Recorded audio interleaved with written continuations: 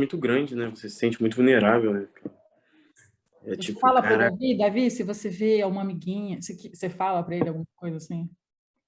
não, as primeiras conversas que eu falei pro Davi de observação era de crianças que ele percebesse muito solitária, muito destacada. Que como o Davi tem muita facilidade de se destacar, muita facilidade de ser o centro da atenção de alguns ambientes, ele precisa usar toda essa atenção que ele tem sobre ele para ter atenção sobre quem está deixado de lado. E aí, assim que ele vai perceber Incluir, uma né? criança que talvez tenha Trazer autismo, para ninguém vai perto. perceber. É, e assim que ele vai detectar algum comportamento que as pessoas estão fazendo ele mesmo de bullying com aquela criança. Então, foi a primeira observação que eu sempre pedi para o Davi. E esse lugar da brincadeira que o Fabiano falou é um lugar muito importante assim a gente dar essa liberdade, mas em relação aos parentes, assim, aos familiares, é uma questão muito complicada, né? Porque existe muito atravessamento das pessoas mais velhas na criação da criança, que eu acho que de alguma medida é importante, porque traz um saber e tal. Só que às vezes passa do limite no sentido de colocar a nossa juventude, né, num lugar muito de irresponsável a ponto de dar conta da criação de uma criança, ao ponto de dar conta da criação de um ser humano. E aí, quando a gente traz as nossas visões de mundo para essa criança, que às vezes é oposta dos nossos familiares, é muito difícil às vezes, né? É um embate logo que de imediato. Então você precisa ser muito de boa para não se deixar levar por várias provocações que são direcionadas, né?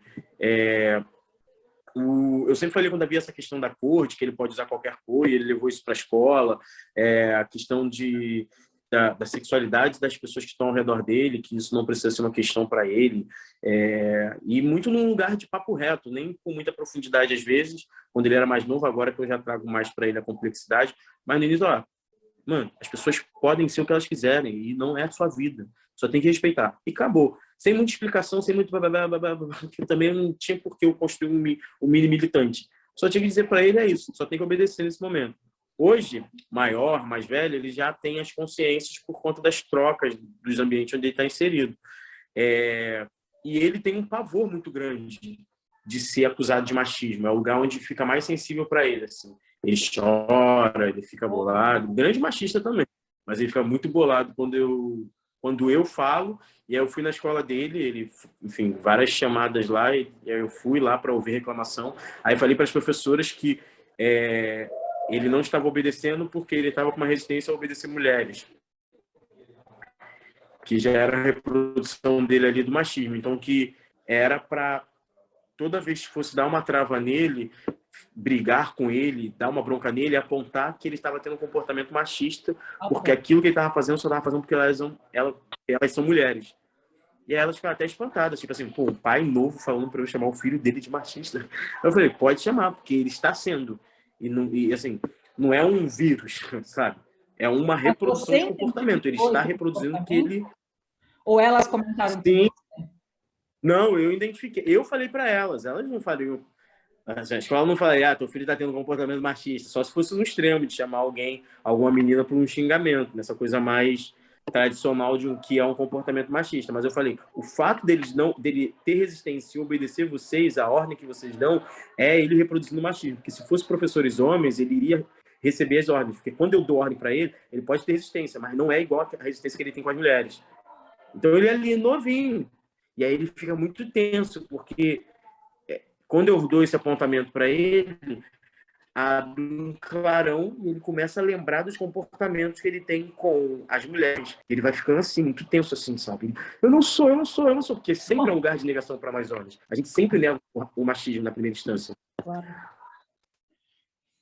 E a mãe dele, ele também rejeita quando ela chama atenção? Tem muita resistência, sim, muita resistência com a mãe. Em muitos momentos.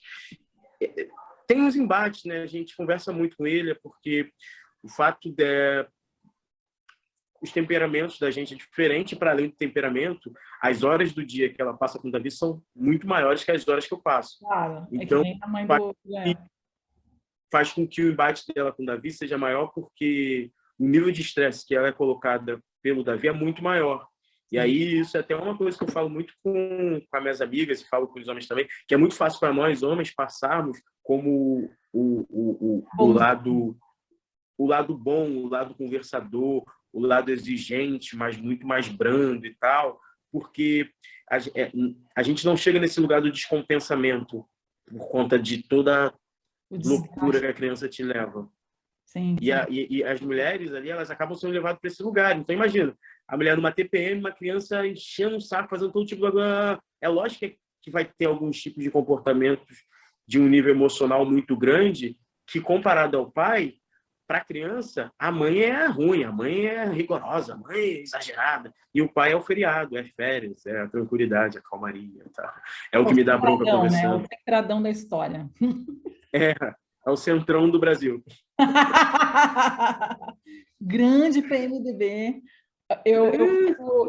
A minha mãe dizia muito isso, assim, você quer morar com teu pai porque é claro que eu sou uma chata, é comigo que você levanta todo dia para ir para a escola, para escovar o dente, para fazer a tarefa, sei lá. As tarefas do dia a dia estão nessa responsabilidade da mãe, né? Mas entender, eu achei incrível, assim, esse lugar. Acho que em algum momento, talvez, o Fabi também é bem sensitivo, se o Gael dessa essa demonstração, ele com certeza também vai perceber. E aí eu queria fazer 3 perguntas para vocês responderem na sequência. Vocês estão com os exames em dia? Tipo, vocês foram ao médico quando? Qual a última vez? Para saber se vocês também se cuidam. Primeira pergunta. Eu fui recentemente, mês passado. Tempo na tela. Por um problema, por uma gastrite de estresse, de nervoso, de trabalho. E não tinha ido, hein? Assim, já fazia uns 3, 4 anos. Só fui porque apertou. Agora, a rotina não faço. Ricardo. Cara, é isso, assim. Eu sempre fico agendando, vou fazer um check-up. Pô, quase aquela tomada de decisão. É quase voltar pra academia. Não, segunda eu volto, vou mudar minha vida, caralho. Aí, tipo, pô, não, cara, tem que mudar, mano. Isso é o machismo estrutural. Pô, como é que eu não quero... Pô, eu era animalizado quando eu escravizado e agora eu posso cuidar do meu corpo, não tô cuidando, eu sou maluco, não, vou fazer isso. Nunca vou. Quando foi a última? A última vez que eu fui, deve ter o quê? Para tomar vacina. Conta? Não, tomar vacina não conta. Não, mas a última vez que eu fui ao médico, eu sofri um acidente, né, doméstico, o armário bateu no meu ombro, aí eu fui ao médico, e aí do pronto atendimento eu fui direcionado para a clínica da família, mas aí acabei não indo na clínica da família, muito trabalho e tal. Aí não fui, aí o negócio até curou sozinho. Aí já entra o poder de já entra o poder de Deus aí, graças a Deus curou e tô bom, não preciso ir. Mas a minha análise em relação ao homem com o hospital é muito nesse lugar de que a gente é tipo uma potência e tal, não sei o que lá, enfim, a gente aguenta, a gente é o homem. E para além disso, aonde entra a masculinidade frágil? A ida ao hospital é a possibilidade da sua fragilização comprovada para você. De alguma vulnerabilidade, de alguma doença, de alguma coisa. Então, para você não ter consciência de uma fragilidade, você não vai atrás dela. Entende?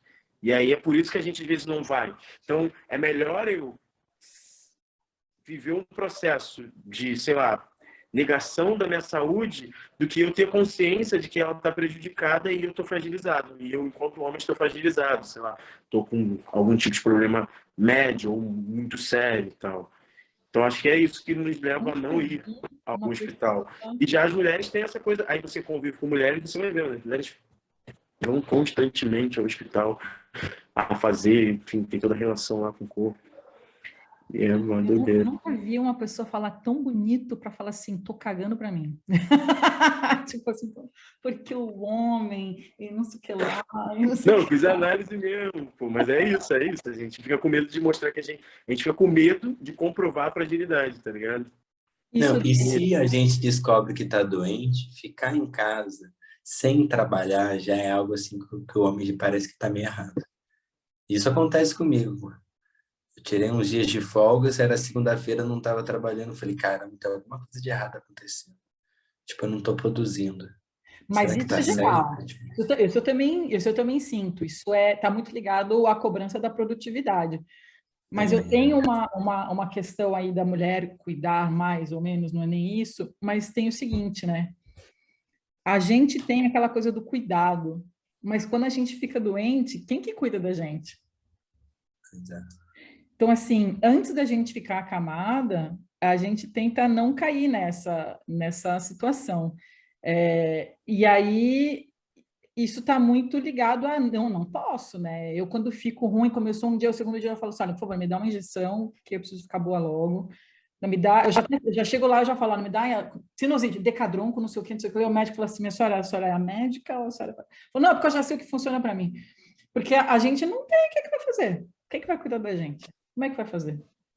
Então, a gente, antes que fique nessa, já vai lá para ver. E tem a consciência, né? A gente fica com a consciência pesada. Não sei, eu particularmente vou sempre, porque eu tenho pavor. Bom, eu não gosto de surpresa, nem surpresa boa, né? Assim, então, para mim, eu fico agoniada. Então, chegar lá e ter uma notícia ruim, não tem coisa pior para mim do tipo, puta, dormi no ponto, devia ter visto, não vi antes. Essa culpa por ter falhado na Uhum. responsabilidade é terrível para mim. Então, Sim. me sinto. Deus me deu essa vida, eu sou responsável por ela, e eu falhei com essa minha missão. Assim, eu devia ter cuidado de mim, não cuidei. Então, está muito nesse conceito. A segunda pergunta é: se vocês sentem que, com essa tomada de consciência dos últimos tempos, enfim, do todo e do meio, vocês acham que a forma de vocês se relacionarem afetivamente com as mulheres mudou? Quando vocês olham, tipo, nossa, aquele meu primeiro relacionamento eu era muito macho escroto, então, nossa, eu já tinha consciência e hoje, como que mudou isso? Como que está sendo se relacionar? Está mais difícil? Está mais fácil? Para mim, tá mais fácil. Vou aprendendo. Estou aprendendo com os relacionamentos dos outros, que também é interessante essa observação. Já fiquei 4 anos solteiro, mas também nas tentativas também sempre aprendi. E eu me lembro muito de como eram os relacionamentos antes. E tento ficar Ruim. pensando, né? Sim. Tanto que não deram certos, assim. Se algum tivesse dado certo, assim, talvez eu faria. Mas, porque quando você está solteiro, se você está nessa fase, né? Nesse processo cognitivo, tentando entender, né? Seu passado de relacionamentos, vem vários insights. Pratica meditação, às vezes na meditação vem uma memória de alguma coisa, eu tento lembrar daquilo, Mas tento lembrar de outra. quando vem a sua memória, você sente o quê? Alguns arrependimentos, com certeza, de coisas erradas que eu fiz. Coisas boas também, mas o que mais me vem na memória são atitudes erradas, que eu considero que foram erradas na época. Não ligado ao machismo. Talvez também, talvez. Ah. Você ri. Ô, cara, eu vou Então, precisar eu sair. acho que algumas coisas, quando elas são faladas antes de ser feitas, elas são bloqueadas antes de acontecer. Então, como a dramaturgia brasileira faz.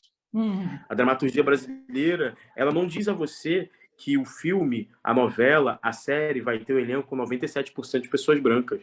Ela não fala, não tem matéria. Esse é um elenco com 97% de pessoas brancas. E vamos trazer aqui hoje a nossa querida branca, de cabelo liso, para falar sobre a sua vivência como pessoa branca. Não existe isso sobre as pessoas brancas. Porque se existisse isso, seria gritante para nós, enquanto população preta, ver isso na televisão falado. O que acontece? Essas pessoas não são racializadas. Não se racializa uma novela que tem 97% de pessoas brancas. Porque, na verdade, na novela tem 97% de pessoas e 3% de pretos. Entendeu?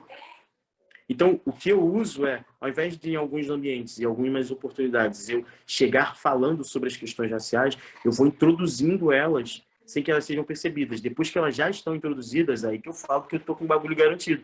Então a Globo, ela não vai falar pra gente que a novela é 97% de pessoas brancas, porque ela sabe que ela vai ser apedrejada. O que ela faz? Ela bota 97% de pessoas brancas que a gente assiste. Acabou. Ela só faz.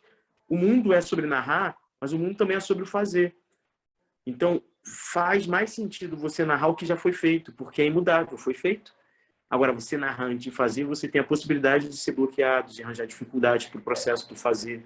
E aí eu acho que é mais ou menos o que acontece, às vezes, na minha forma de tentar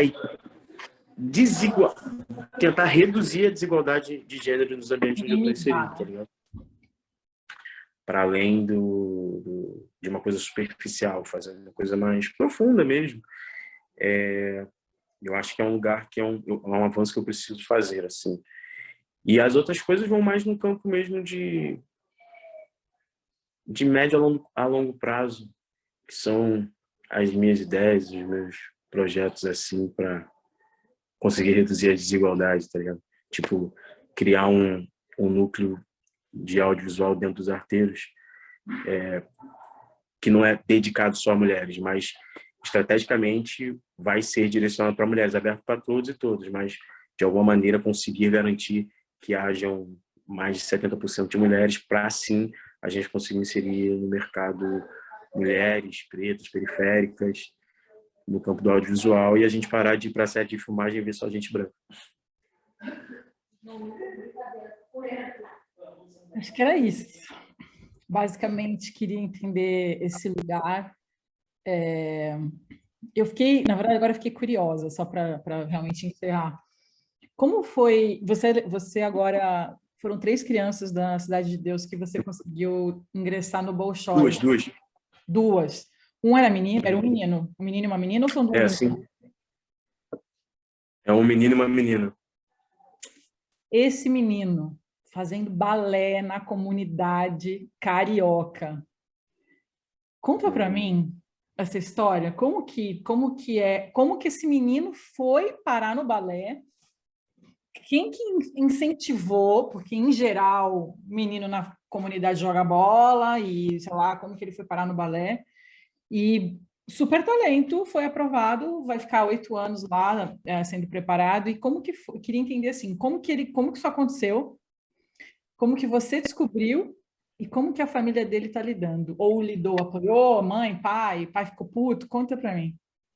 Então, no caso do Pedro, ele tem um suporte familiar muito bom vindo da mãe dele, né? A mãe dele é uma pedagoga, diretora de uma creche aqui na Cidade de Deus, uma mulher extremamente coerente, enfim, o processo educacional que ela passa para os filhos dela, que ela tem o mais novo, que é o Miguel, é uma parada muito bacana, porque ela, enquanto uma mulher que é casada com uma outra mulher, cria o filho dela, pelo que eu observei nesses momentos de estar com ela, de uma maneira muito livre para ser uma criança.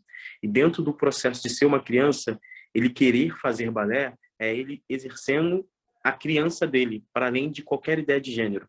Então, ele está no balé, ainda que... A família dele já está explicado que ele é uma criança livre. Além...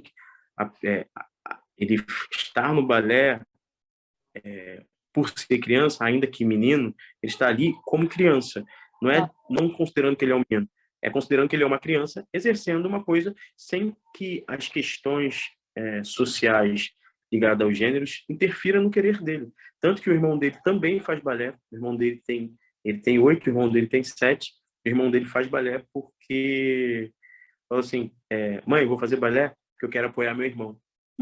Porque tem o entendimento de que existe uma pressão. E o pai, ele não é um grande apoiador. O pai não é um grande apoiador do balé, enfim, tem as questões e tal. Mas eu acho... E dentro da Cidade de Deus tem um outro rapaz chamado Jonathan, que é um amigo meu, que ele é a nossa referência máxima de dançarino de balé, porque ele faz parte de um corpo de balé de Nova York, enfim, já viajou o mundo e tal, e ele é uma referência pra gente. Então, esse lugar do menino no balé aqui não nos é tão estranho. E até mesmo o lugar das gays dentro das favelas não é um lugar estranho, sabe? Houveram alguns avanços assim no convívio, que às vezes não se percebe em outras partes da cidade e tem na favela. É de um jeito diferente, talvez algumas linguagens, algumas falas, alguns pronomes neutros não vão acontecer na favela na mesma medida que acontece no campo acadêmico, mas o convívio e o respeito, em algumas medidas, acontece. Lógico que não é o desejável, o que se deveria ter, mas você vai percebendo ali que as pessoas vão lidando. Tem muita atravessamento, tem muito machismo, tem muita homofobia. A favela não é um lugar de mil maravilhas, mas ao mesmo tempo tem muita forma ali de lidar, muitas pessoas que são acolhidas na própria favela por outras famílias e tal. A grande questão também é o conservadorismo, que cresceu muito dentro das favelas, o bolsonarismo cresceu muito, então isso intensifica todas essas questões aí, que prejudica todos esses grupos, né? Os negros, os gays. Total. Tudo tá minha vida. Vou mimir.